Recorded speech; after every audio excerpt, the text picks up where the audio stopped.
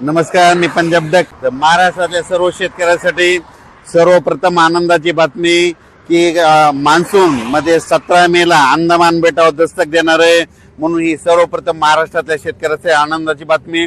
17 मेला जर मान्सून अंदमान दस्तक दिल्याच्या नंतर ते काय होणार आहे, 26, 25, 26, 27च्या दरम्यान 27, 28च्या दरम्यान तो केरळ दाखल होईल आणि तिथून पुढचा प्रवास होईल. म्हणजे असं करत करत जूनच्या पहिल्या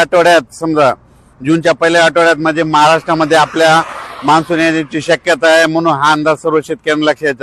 म्हणजे सांगायचं झालं तर 17 जूनला मात्र अंदमान बेटावर मान्सून दस्तक देणार आहे.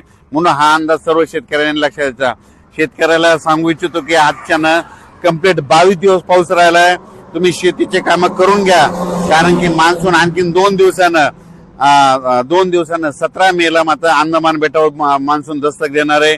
म्हणून हा अंदाज सर्व शेतकऱ्यांना लक्षात यायचा.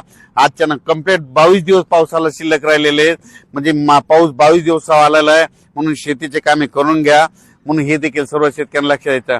तरी पण तुम्हाला सांगते, ह्या मे मध्ये जवळपास आज आहे 15 मे त्या 30 मेच्या दरम्यान काय होणार आहे, दररोज राज्याच्या काय होणार आहे, विविध भागामध्ये म्हणजे सगळ्यात जास्त पश्चिम महाराष्ट्राकडे